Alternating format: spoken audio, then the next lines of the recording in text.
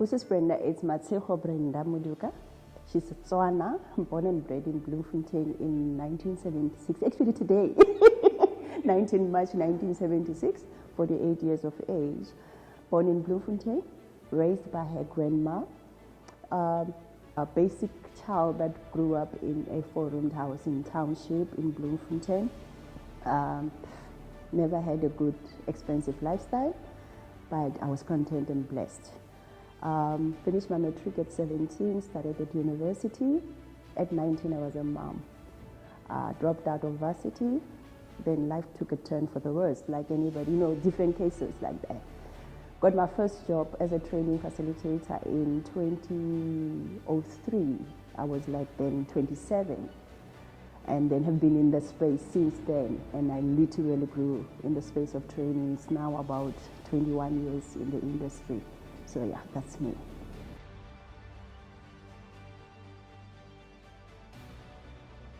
Atlega For Women is an accredited training company focusing on different skills. The main thing is, let me teach you how to use your hands so that you can go around, start your business, do things for yourself, and have your own independency. If there's one thing that anybody needs to have in life, it's the right to be important. And the importance comes to what you give. And how you give is how you value yourself. So to me as Atlega, the first focus is on, let's teach you how to value yourself by skilling you so that you can be independent. So basically Atlega is all about development through skills development, and one person comes in not knowing how to do sewing, comes out as an entrepreneur. That person has learned, that person has changed, and that person will never be the same again. So basically it's all about that. Skills development using your hands.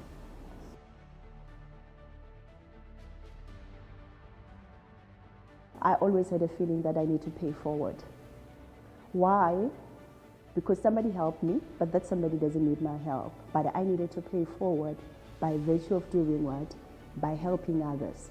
There's a lot of Matshegos out there who fell pregnant young, who are mothers, and who gave up on their lives. And the reason behind me is that saying, I can help the other Matshegos. Hence I say Atlega For Women, because my focus was saying that women, you might find yourself as a mom at a very young age. Life might turn against you. You might come from poverty, but it doesn't mean you have to stay there. There's still opportunity for you to move to the next side of the story. I am the living testimony.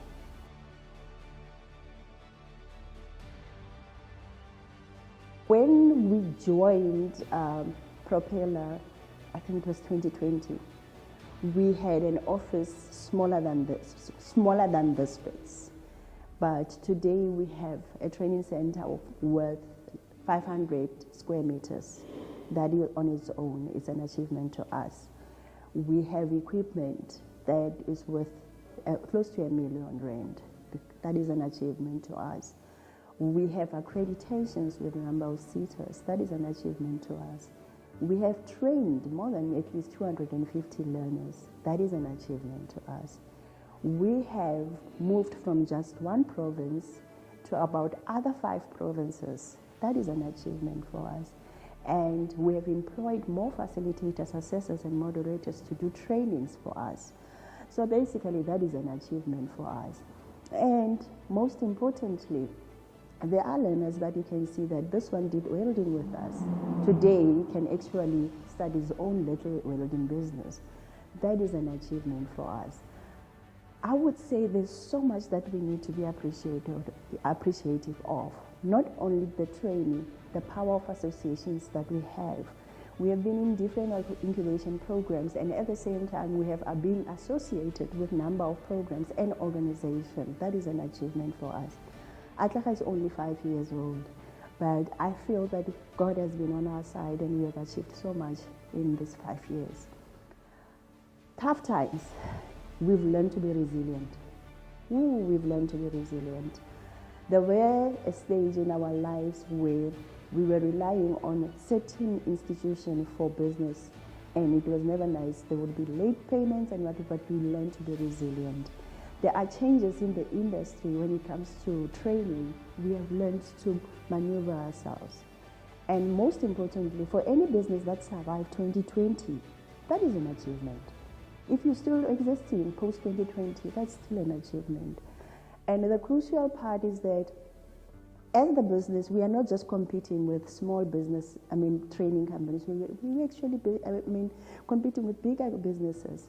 Propella for one, they actually helped us to have an online platform, because to us, we are not looking at ourselves as just a small business.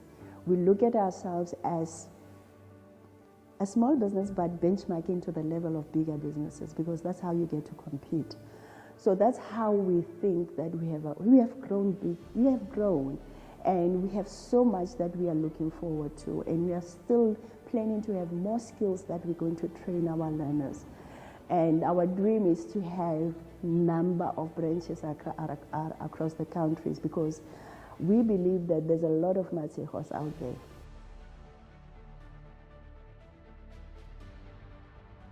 Let's be honest, post-COVID-19, there's a lot of retrenchments more than employment, because of lots of organizations are closing down.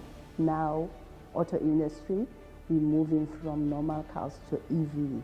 So there's a lot of less work in a corporate or industry, and more work that we need to create in terms of developing youth and women into entrepreneurs. So our focus as Atlega is to say that let's give you this particular technical skill, be it sewing, upholstery, shoemaking, or whatever you are doing, welding.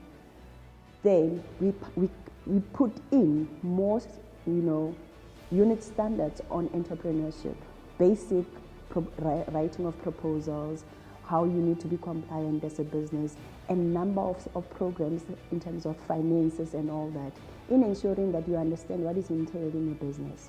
And what is also great, we have a good relationship with ECDC, CEDA, NYDA, to say, come in and talk to the youth and explain what you are offering to these young people or these women. By virtue of doing that, we want to have them understand that we are not going to train you to look for a job, but rather for you to go start a small business. Because at the moment, our country needs more entrepreneurs than employees because of what is happening. So our focus as Atlega is to assist in saying that have a skill, learn how to start your business, be affiliated with right organization, and move on and start your own business. And the crucial part is when we teach you to make products like I was showing you in our product room, we are trying to show you that you still can make it. Here is what you have done. When you go home, you know what you can produce. Then you can make it different for yourself.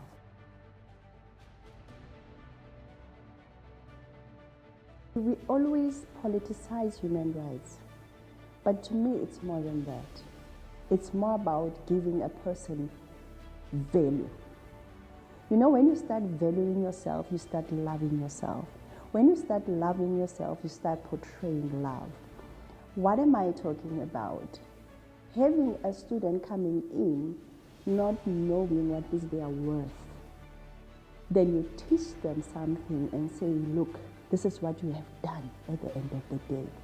That person starts seeing something in them. And the moment you start doing that, it means a plant of valuing yourself, a seed that has been planted is saying that I know my worth. Then the moment you start knowing your worth, you start portraying and presenting yourself as somebody that says to the world, listen, you can't treat me bad, I know my worth. So we can have rights written down in different books or big books, but until we know our worth, then we can understand our value.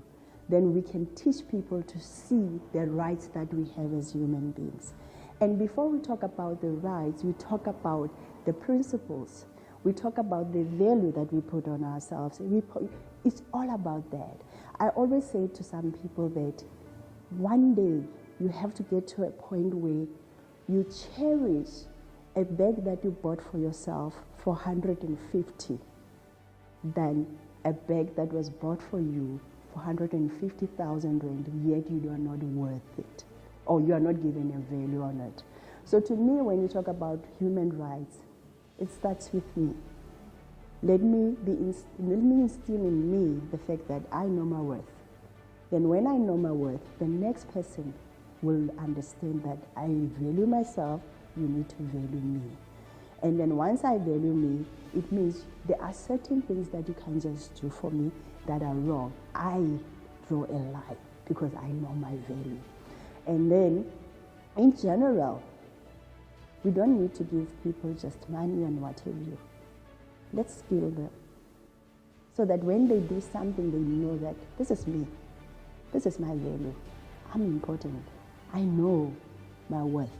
Then I can say, I know my rights. I start with my worth, then my rights. So to me, we need to put those seeds in all the Matshegos. The seed of know your worth, know your value. Then you will know you have rights. That's how we approach it.